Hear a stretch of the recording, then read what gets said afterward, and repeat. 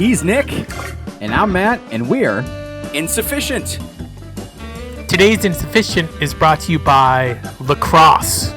It's pronounced lacrosse. Lacrosse. How you doing? I like your sweatshirt. It's a sweater. Sweater. And it's a Tommy Bahama.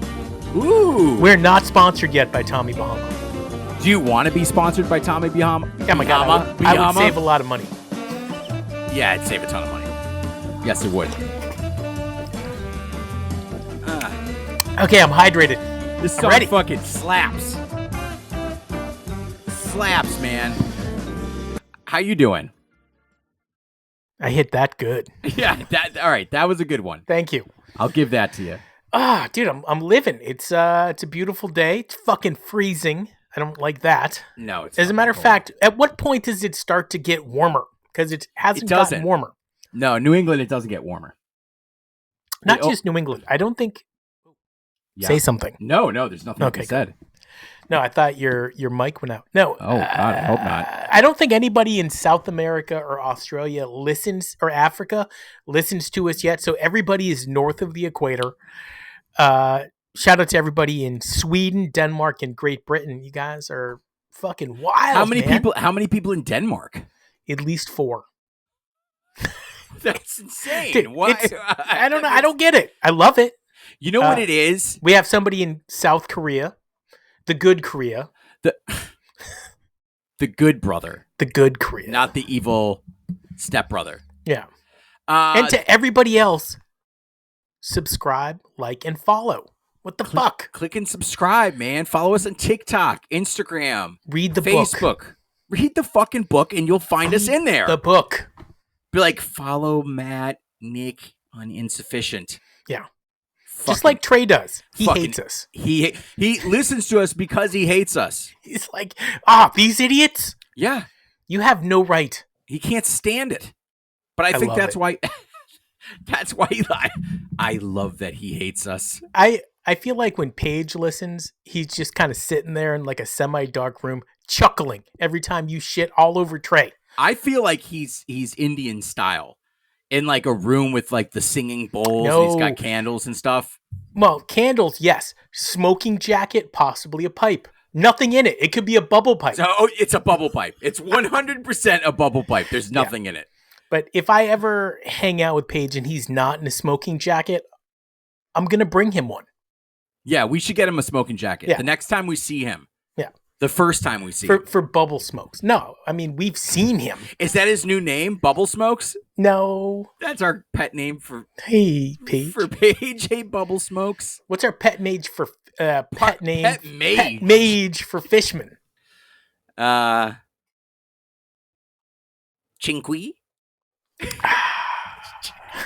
Swing and a miss. Yeah.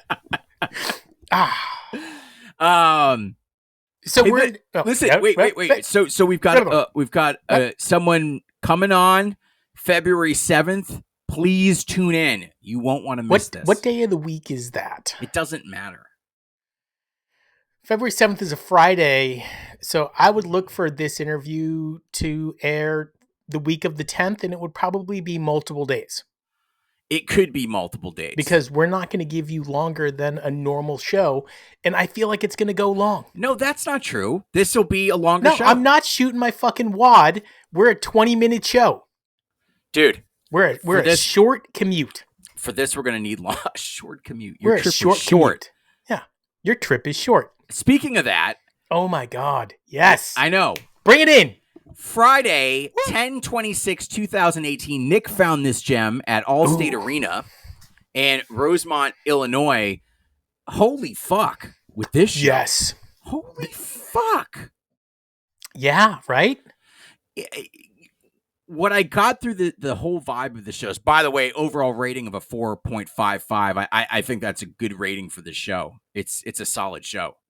Solid show. Out of nowhere, too.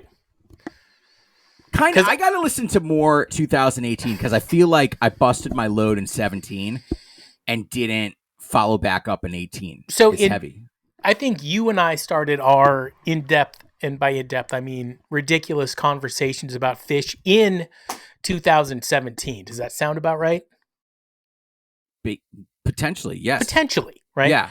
And so then by 2018, you and I would couch tour most of it just because we're family guys. And then we would chit-chat it up, standing in the parking lot at work. And I remember this period very well of thinking, holy shit, this is like something special. They brought the heat. They did. And a lot of rock and roll, which I love. Which was great, right? Yeah, and it wasn't. Yeah. Aggressive rock and roll. In your fucking face. Jesus, what are you snatching? I'm getting fucking jazzed, bro. Yeah. I mean, what I like about this show that we're going to talk about today, real Mike heavy, which was rare up until recently. Mike, I wouldn't say he was phoning it in. I think he was like camouflage Mike. Camo Mike? Now he's not. He's forefront Mike. Flamboyant Mike. Flamboyant Mike. Well, Mike became more flamboyant in 3.0. Because, dude, it's funny. In 1.0. Visually. Yes, but in 1.0, he was very much kind of not in the groove.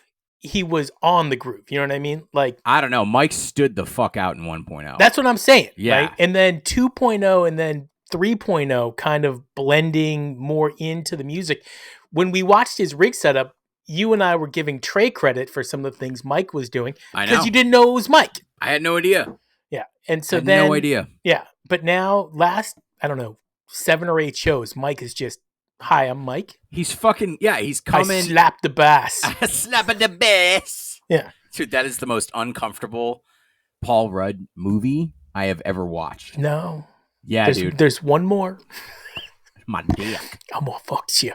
I'm fixing to fuck you. My wife cannot handle watching that. She loves that movie, but that part, too hard for her. It's the best. Does she leave the room? Does she start dying laughing? No, she does other stuff. Oh.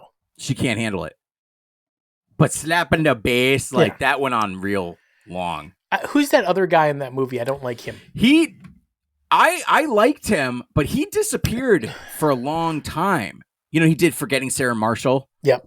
And he was like on top of the world. And then he pieced out. And I think he became a producer, director. Yeah, he just did. He's okay. Boring. Dude, also Key and Peele, which is completely off topic for you and I. The one who became the director of horror movies is wasting his fucking talent because he was one of the funniest people on the planet. Key and Peele? Yeah. The guy who played Barack Obama. Oh, he's okay. No, dude, he's funny. Is he? Yeah, he's really funny. And now he directs horror movies. It's like... That's weird. We need some good horror movies. God damn it, they've sucked recently. We need some fucking good comedy. I think we got good comedies. We have no good horror movies. God damn. We don't have good shit. No, dude. Everybody who made good comedies stopped. But apparently Jim Carrey has now 180'd and he's like, yeah, I do movies again. What? Yeah, they're asking him to possibly come back for Grinch 2. Grinch 2. Which is crazy because Dumb and Dumber 4. They better not. Dude, they better. Because fucking Harry's in. Harry's always in. Yeah, he is. I love him. Because he's out of work. He's not out of work. He had that one-hit TV show. The Newsroom? Yeah. That was good, dude. Never watched it. Never saw it. Listen, let's get back to the show. This is why we're here. Okay. We're here to dive in. We're talking about Phish. Are you gonna? You want to do it? You do it. Okay, so I'll tell you how I found the show. I opened up the Live Phish app. Live Phish. Download it. Subscribe. It's $20 a month. You get great quality sound, and you get access to pretty much every show from 3.0 on. Listen, let me tell you something. Lacks greatly. No. Okay. It's amazing. When you go back, we're trying to get a sponsorship here. Garbage, dude. Trying to get a sponsorship here. What? They can't go to re-listen and pick out some good SBD fucking recordings? It's all soundboard. What are you talking about? Ken Shapiro's on top of it. No, what I'm talking about is that they've got nothing when they go back. You get like 4 shows in 93. Get out of here. They selectively release 1 and 2.0. Just go to re-listen, man. You got it all. All right. Re-listen doesn't pay. Opening up with Punch You in the Motherfucking Eye. Old school Punch You in the Eye too, man. And so I'd love to find a YouTube clip of this because something happened. The band stops playing, and every now and again you hear chuckles. So something happened. Like, what are they doing? What are they up to? Like Mike wasn't plugged in or something. Who knows? Goes right into a Martian Monster, which I don't know why you're not super jazzed every time that song comes on. It's just not my. It's not my favorite, but I think in this placement it was pretty cool. It's kind of like the birth of the whole Page sampling, which led us to one of the most amazing moments in the Phish concert. You kind of passed over the punch you in the eye. This thing simmers like a motherfucker in the beginning. Yeah, no, it's good. I like it. Yeah. And the transition to Martian the Monster was great.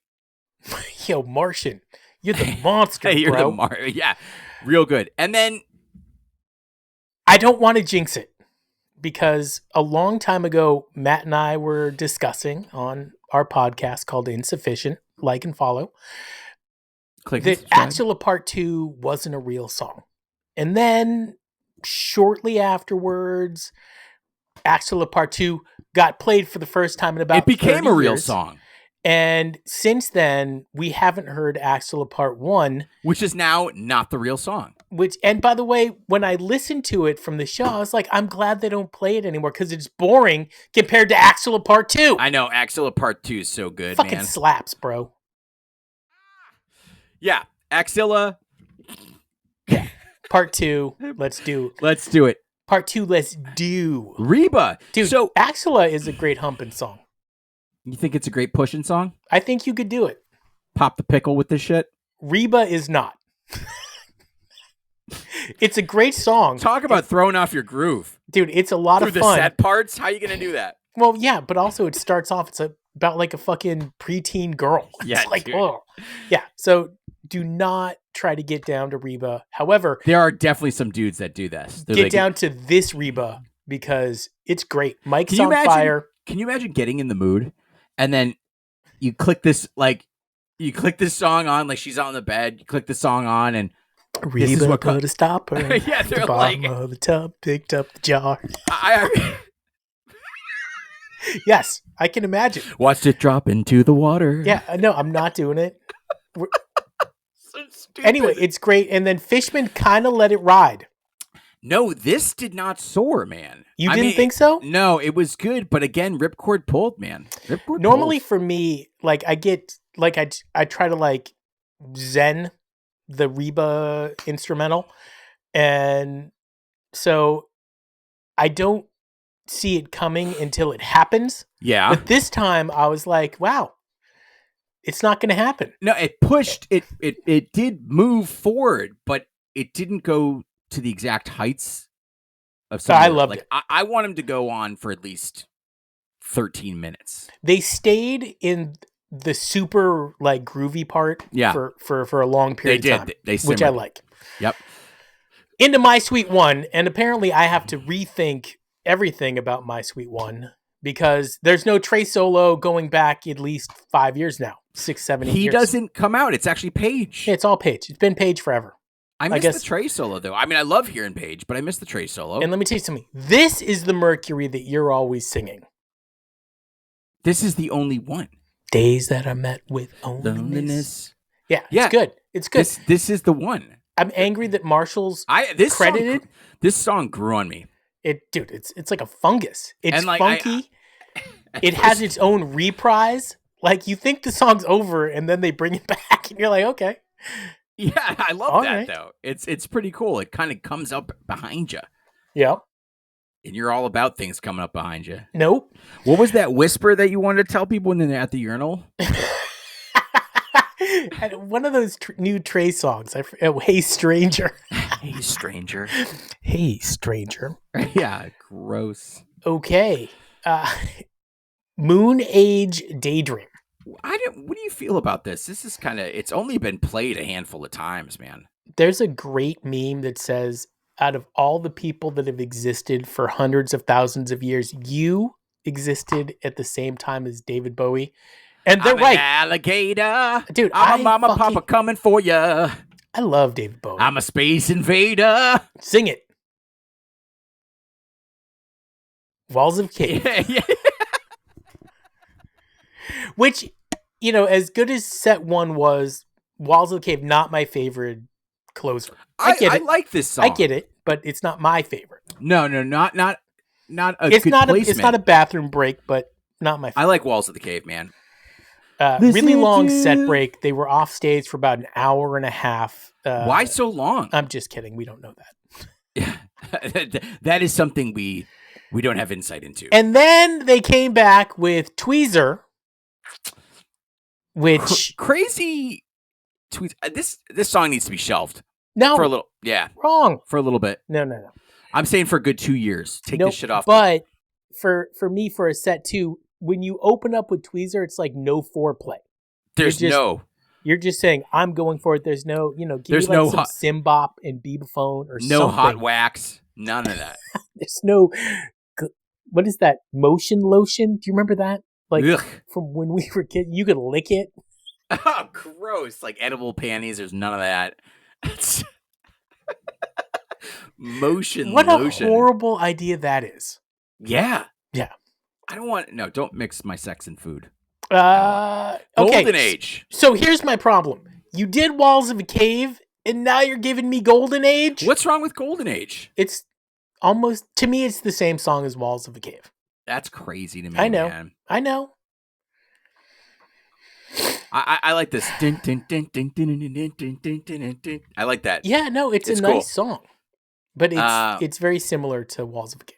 In terms of like it has structure, and yet at the same time it's loose and it's long, and it's just similar. What happened to Frost?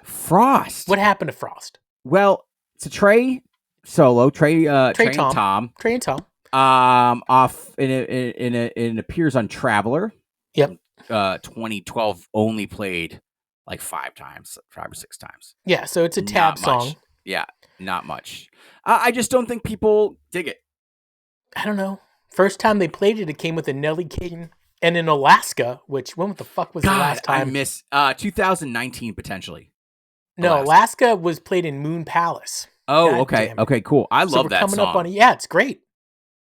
Well, that's like your home. That's your home song. I know. I'm home. Yeah. Okay. Do you or do you not have a problem with the next 2 songs in a row? I love it. Limb by Limb, followed by Sand. This or that, Golden Age or Walls of the Cave? Golden Age. Okay. Golden Age. If I had to pick. Now, if I had to pick one to hear at every show, Sand. Yeah, okay. Limb by Limb. Limb by nicely executed. Limb. Doesn't go to the soaring heights that I'm looking for, but it's solid. Dude, it gets you there. This Sand. Yes. This Sand went full rock. Full tilt, man. Here's what I want to know. How come there's this thing at the bottom of the Phish.net, which is run by Phish. It says jam chart versions. It seems to be fucking random when they pick something there, and then when you click on it, it just takes you to a thing that, and like people give you their notes on how they felt about the song, which is just stupid. But of all the songs from this show, how do you not put Sand on the jam chart version? I don't know. This one's really good though. It's good. I was really impressed with this Sand. Yeah.